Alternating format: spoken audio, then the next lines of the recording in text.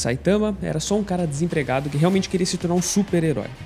Uma vez ele estava voltando de uma entrevista de emprego, que na verdade foi mal sucedida, ele acabou encontrando um cara meio humano, meio caranguejo, que ficou assim por comer muito caranguejo. Eu comi muito caranguejo e me transformei no Canirante. Você devia estar morrendo de medo agora, por que não tá fugindo?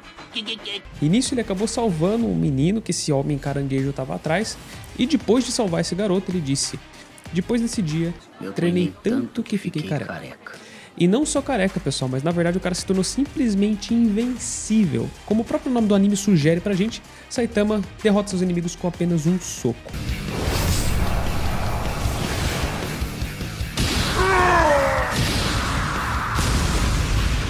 E aí vem uma das coisas mais comentadas aqui sobre este anime, o treino do Saitama. O treino que fez ele ficar daquele jeito muito overpower. Então vamos falar um pouquinho sobre o treino do Saitama. Primeiramente, o treino do Saitama simplesmente foi passar 3 anos realizando a mesma rotina de exercícios por todos os dias. Faça 100 abdominais, faça 100 flexões e 100 agachamentos. E depois corra 10 quilômetros. Faça isso todo santo dia. Esse foi o treino que o fez derrotar qualquer inimigo com apenas um soco. E gente, praticamente ele só fala isso que ele fez durante todo o anime. Na verdade ele fala algumas outras coisas, por exemplo, ele fala para não utilizar ar-condicionado no verão ou ar quente no inverno, com o objetivo de você fortalecer a sua mente nas condições climáticas e continuar com a sua mente forte. E sobre a dieta ele simplesmente fala muito pouco. Coma 3 vezes ao dia, não pule o café da manhã e uma banana pela manhã está ótimo. Só que assim, claro que o anime na verdade é uma sátira ao shounen e os autores eles deixam muito claro isso desde o primeiro episódio. Mas sempre fica uma dúvida, e aí, será que o treino que o Saitama fez, ele é realmente efetivo ou não pra gente ter um objetivo que ele propôs alcançar? Pra gente ficar mais forte, pra gente ter um soco mais forte? Primeiramente, vamos falar um pouco sobre a especificidade. Bom, sabemos primeiramente que muitos lutadores de artes marciais e calistênicos também realizam exercícios bem parecidos com o treino do Saitama. Flexões, por exemplo, abdominais, agachamentos e a corrida. As flexões, por exemplo, pessoal, são eficientíssimas para trabalhar a musculatura dos deltoides, do trapézio, do tríceps, do peitoral e até mesmo do abdômen, por existir uma maior ativação da musculatura estabilizadora do abdômen. Os abdominais são importantes para toda a musculatura inferior, superior e oblíqua do abdômen, e o agachamento, se bem feito, é um dos principais exercícios para membros inferiores, trabalhando principalmente quadríceps, posterior de coxa, glúteo, abdômen, lombar e até um pouco da panturrilha. E a corrida, já que é um exercício de endurance, de caráter aeróbio, faça com que exista uma adaptação diferente no sentido de aumentar um pouco a espessura e o número de mitocôndrias, aumentando a capacidade aeróbia relacionada com o consumo de oxigênio. Você melhora também sua capacidade cardiovascular, de forma a otimizar o funcionamento do seu coração e dos seus vasos sanguíneos. E dessa forma, o seu corpo te prepara para você conseguir aumentar sua velocidade de corrida cada vez mais e aguentar sem cansar, sem se esforçar tanto. Existem alguns modelos de treino que parecem bastante, na verdade, com o do Saitama. Então, no caso dos lutadores, é um exemplo disso. Em algumas artes marciais, a gente começa a ver esse modelo de exercícios calistênicos, por exemplo, como forma de aquecimento. E em alguns exercícios da própria calistenia, isso já é comum de se ver também durante a semana em todos os treinos. E a gente começa a ver que muitos dos treinos eles fogem desse modelo de séries, 4 séries de 10, esse modelo muito visto nas academias de ginástica, 3 séries de 15, 4 séries de 20. Existem alguns treinos que, por exemplo, estabelecem metas específicas para o praticante cumprir. Por exemplo, o treino do Henry Cavill, quando ele se preparou para fazer o Superman, um dos treinos que ele fez, que foi um pouco parecido com esse esquema de metas, foi um treino que se chama 10.000 libras. E esse treino tem o objetivo único de você conseguir levantar essa quilagem total durante toda a sessão de treino para cada um dos exercícios bases que são o agachamento, o deadlift e o supino. E daí ele só multiplicar a série pela quilagem e faz os cálculos. Por exemplo, faz agachamento com 100 kg com 10 repetições. Então a quilagem total aqui neste caso conta em 1.000 kg. Neste momento, se ele realizasse 10 repetições com 100 kg no agachamento, ele já teria performado 1.000 kg. Ele precisaria alcançar X quilos, 5.000 kg, 10.000 kg para conseguir terminar aquela série de treino no agachamento. E aí ele faz isso com todos os exercícios base. Alguns treinos também utilizam o modelo de Tabata, por exemplo, como um temporizador, e são bastante considerados também pelo seu dinamismo. E com isso o treinador consegue ter uma aderência maior do praticante, porque é um treino um pouco mais dinâmico. Mas claro que existe também um princípio de treinamento que é importante a gente citar aqui, que é o da especificidade. Então assim, eu vou ser o cara mais simplista a falar esse assunto pra vocês aqui. Talvez até alguns fisiologistas me critiquem aqui pela explicação tão simplista. Só que resumindo, pessoal, sobre as adaptações do treino no nosso organismo, podemos dizer que tudo que você treina, na verdade o seu corpo te prepara para continuar fazendo mais daquilo. Por exemplo, você curte correr. Então, na verdade, o seu corpo, conforme você vai treinando e treinando cada vez mais e periodizando seu treino, ele vai te preparando para correr cada vez mais. Ele vai priorizando o desenvolvimento da via metabólica relacionada ou predominante naquele tipo de exercício específico. Então, com o tempo, você vai começar a ter mais economia de movimento, você vai começar a gastar menos energia na sua corrida, dar passos mais largos, você vai se adaptar com a sua técnica e você, ao mesmo tempo, vai ter um corpo que te prepara para correr mais, ou seja, aguentar grandes percursos ou curtos percursos dependendo do tipo de corrida que você faz. Se você for um corredor de 100 metros, é claro que seu corpo vai te preparar para ter tiros muito eficientes. Se você for um corredor, por exemplo, de maratonas, claro que o seu corpo vai te preparar para poupar energia, utilizar vias de metabolismo que sejam mais oxidativas e não glicolíticas, porque a gente sabe que as vias glicolíticas têm um limitante do tempo. Você não consegue sustentar uma atividade muito intensa para o seu organismo por muito tempo. Você precisa desse time. Só que é claro que também não é tão específico assim. Se a gente desenvolver, por exemplo, a capacidade aeróbia em algum tipo de treino de caráter aeróbio, a gente também vai ter aptidão para realizar outros tipos de treino que são de caráter aeróbio também. Ou seja, se eu faço um treinamento de corrida muito forte, muito eficiente, é claro que se eu for, por exemplo, na natação, eu não vou começar do zero, eu vou ter minha capacidade cardiorrespiratória na natação. Claro que pode ser que não tenha técnica, mas a capacidade cardiorrespiratória está preservada. Então, claro que tem um limite para essa especificidade acontecer também. Mas o problema é que a gente está começando a falar de um anime que um cara desenvolveu um soco muito forte que poderia matar qualquer coisa sem treinar soco. E é aí que a gente vê o primeiro problema. Quando eu falei, na verdade, que o pessoal das artes marciais fazem o mesmo treino que o Saitama, na verdade eles fazem as flexões abdominais, agachamentos, porém isso é uma parte do treino e às vezes até mesmo aquecimento, porque existe o treino técnico. O soco, por exemplo, depende muito disso. Você precisa de um desenvolvimento, acima de tudo, neuromotor. Isso só vai acontecer quando o indivíduo começar a praticar por muitas vezes o movimento. Existe até mesmo um ditado que diz que isso só fica bom em determinada atividade se você realizar ela pelo menos 10.000 vezes. E é mais ou menos isso. Isso vale para pessoas que desejam aprender, por exemplo, a tocar um instrumento, para pessoas que desejam aprender um movimento na dança, ou aprender um movimento no esporte, ou até mesmo ficar bom em algum jogo de computador de FPS. Então você treinar seu cérebro aqui nesse momento é tão importante quanto você preparar o seu corpo para realizar aquela atividade. E o segundo problema que a gente pode citar no treinamento do Saitama é o princípio do treinamento concorrente. É chamado de treinamento concorrente, pessoal, aqueles programas de treino que combinam força com resistência aeróbia. E a gente começa a ver que o treino do Saitama é exatamente isso. Ele faz uma parte, um treino de força, e em outro momento ele faz um treinamento aeróbio. Em geral, as adaptações resultantes de um treinamento de força, elas incluem alguns aspectos, como aumento de massa magra, como fortalecimento de massa óssea. O conceito do treinamento de força, acima de tudo, além do desenvolvimento neuromuscular, é também o desenvolvimento hipertrófico, ou seja, o aumento na secção transversa dos seus músculos, das suas fibras musculares. Isso traz um aumento nos filamentos de actina, de miosina, de adição de sarcômeros, ou seja, todo o conteúdo muscular e das unidades que são responsáveis pela contração muscular, existe esse desenvolvimento. E o treinamento aeróbio, por sua vez, vai trazer uma maior capacidade de resistência aeróbia, um maior desenvolvimento de mitocôndrias, aumento de número de mitocôndrias, aumento da espessura de mitocôndrias, e isso é muito importante para a capacidade cardiovascular. Quando você combina esses dois estímulos no mesmo período, você chama de treinamento concorrente. Porém, quando você visa determinado objetivo, não é conveniente você combinar esses dois tipos de treino no mesmo horário. Eu vou explicar para vocês o porquê. O princípio de treinamento concorrente diz que, aparentemente, quando existe um estímulo de força e um estímulo de resistência aeróbia, quando eles estão juntos na mesma sessão de treino, pode acontecer de existir prejuízo na sinalização de um desses dois tipos de estímulo. Porque assim, para adiantar para vocês, a literatura científica não é tão clara sobre como isso acontece. Existem várias hipóteses, por exemplo. Durante o treino de força, a gente está gerando um estímulo específico para hipertrofia. E uma das proteínas chaves para isso, por exemplo, é a catein-mTOR.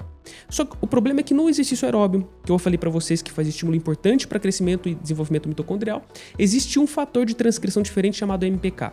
Só que na verdade essas duas proteínas, a mTOR e a MPK, na verdade são grandes sinalizadores de estado nutricional da sua célula e elas se inibem. Ou seja, se eu faço um exercício aeróbio e estou estimulando via da MPK, eu vou acabar querendo ou não inibindo um pouco a via mTOR.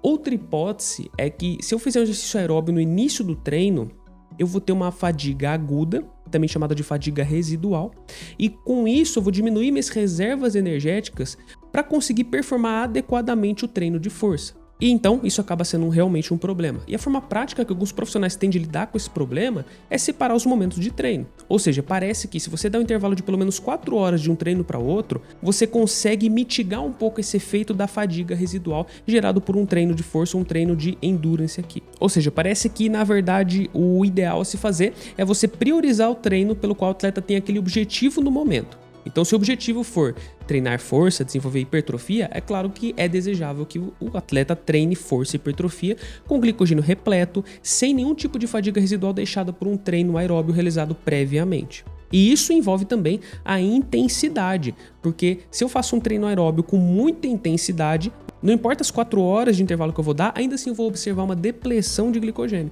Dependendo da intensidade do exercício, essa quantidade de glicogênio que eu depletei no exercício aeróbio de alta intensidade só vai ser reposta daqui 24 horas, daqui 48 horas. Claro que depende muito da intensidade, mas assim, em geral, a gente começa a observar hoje pela literatura que realmente o treinamento concorrente ele impacta sobre o desenvolvimento de força, mais do que o treinamento de força impacta sobre o desenvolvimento aeróbio. Isso porque o desenvolvimento aeróbio, um dos estímulos para ele é exatamente essa privação de nutrientes, que é a da via AMPK. Então não haveria tantos problemas assim para o desenvolvimento aeróbio, mas para o treinamento de força, para o desenvolvimento de força, parece que existe esse problema.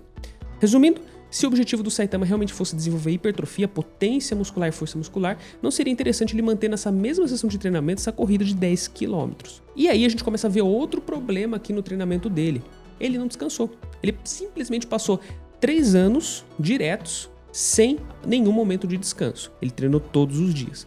E a gente precisa levar em conta que todo programa de treino, pessoal, ele é periodizado. Existem dias de descanso. O músculo ele precisa se recuperar, porque se esse tempo de recuperação não existir, acontece do risco de diminuição da capacidade física do praticante naquela sessão de treino por conta da musculatura ainda estar em recuperação.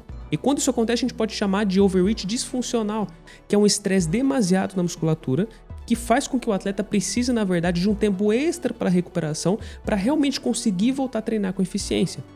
Se isso progride, a gente pode ter a síndrome de overtraining, que realmente é uma síndrome bem complicada pelo excesso de treinamento e que demora semanas, talvez mês, para o atleta realmente conseguir se recuperar. Só que ainda sobre o treinamento do Saitama, pessoal, quando a gente pega sem flexões, sem abdominais, sem agachamentos, na verdade eles não são tão desafiadores assim para um indivíduo que já está bem treinado.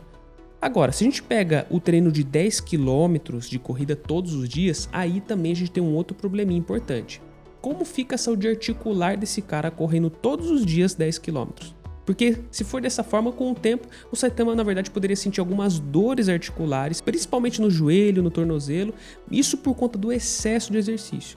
E eu vou também ser extremamente simplista agora, mas pense o seguinte, existe algo que a gente chama de impacto articular do exercício físico. Esse impacto articular vai determinar quanto aquela atividade física vai impactar sobre a sua articulação. E esse fator de impacto ele é calculado a partir de algumas variáveis, como o tipo de exercício, o tempo de exercício e o peso do indivíduo. Então, em geral, a corrida, se feita com bastante técnica, ela não tem um fator de impacto tão grande assim, como, por exemplo, exercícios de ginástica, o basquete, por exemplo, que o indivíduo tem que saltar bastante. Entretanto, se a gente começar a mexer nas outras variáveis, como o peso do indivíduo e o tempo, esse fator de impacto pode ser bem maior. Então, por isso que alguns corredores geralmente são bem magros, porque além de facilitar o deslocamento do seu peso durante a corrida, ser magro também é interessante porque o peso extra pode impactar na sua saúde articular. E além disso, o fator tempo é também importante. Muitos corredores de ultramaratonas, por exemplo, eles levam com eles anti-inflamatórios, eles levam alguns remédios analgésicos, por exemplo, porque apesar da velocidade da corrida deles ser bem baixinha, de 6 a 7 km, pessoal, eles fazem isso por 50, 100 até 200 km seguidos. Tem provas, por exemplo, de ultramaratonas que podem chegar a 48 horas. Então, no caso do Saitama, o grande problema desse treino é, na verdade, a falta de variação do estímulo aeróbio. ele não precisaria fazer, na verdade, todos os dias 10 km. Ele poderia mudar o estímulo aeróbio dele para fazer um tipo de exercício que gere uma sobrecarga articular bem menor, para poder dar esse tempo de recuperação. Então, insistir numa atividade que gera um impacto articular importante, principalmente se o indivíduo tiver um peso um pouco mais elevado, isso pode implicar até mesmo num quadro de condromalácia. Ou seja, é uma degradação gradativa e crônica do seu tecido cartilaginoso das suas articulações. E bom, pessoal, para finalizar, a gente também tem a dieta. Mas afinal, ele fala só de comer 3 vezes, ele fala só de não pular o café da manhã e de comer uma banana. E na verdade isso também depende muito, mas de cara não estaria correto somente uma banana isolada de manhã. A literatura mostra pra gente hoje que se a gente quiser realmente atingir um desenvolvimento de capacidade física, seja na corrida ou seja em treinos de força, a gente precisa pelo menos ter uma refeição bem fracionada durante o dia. E essa refeição bem fracionada também deveria ter alguns pulses de proteína, ou seja, quantidades suficientes de proteína para ajudar na recuperação muscular. E a banana sozinha, na verdade, não tem proteínas. Então, ele, para comer 3 refeições no dia, teria que planejar muito bem suas refeições. Para vocês terem uma noção, vou fazer um cálculo bem rápido aqui, beleza? Usando a fórmula dos nossos queridos autores Harris e Benedict, de 1919, que prediz a taxa metabólica basal de alguns indivíduos, adultos principalmente, pegamos o Saitama com 25 anos, 1,75 m, 75 kg, pelo que eu vi é mais ou menos isso, não é mesmo? Aplicando a fórmula de Harris e Benedict, temos um cara com uma taxa metabólica basal de 1.800 calorias. Vamos considerar também que na maior parte do dia, durante esse treinamento todo, ele não fez tantas atividades assim. Ou seja, seu fator atividade física, que é o multiplicador que depende das atividades feitas no dia, como andar para o trabalho, como se mover durante a casa, se mover pela cidade, escovar os dentes, tomar banho, essas atividades básicas, a gente vai considerar isso bem baixinho para não superestimar muitas calorias, 1,15. E sobre as calorias gastas no treino dele, a gente vai fazer esse cálculo separado. Vamos considerar que o Saitama, na verdade, faz o treinamento de força sem flexões, sem abdominais e sem agachamentos em 20 minutos. Então seria um treinamento de musculação com uma atividade razoavelmente vigorosa. E vamos supor que ele faça o treino de corrida dele em 50 minutos. Ou seja, para concluir os 10 km de corrida, ele correria a 12 km por hora. Beleza?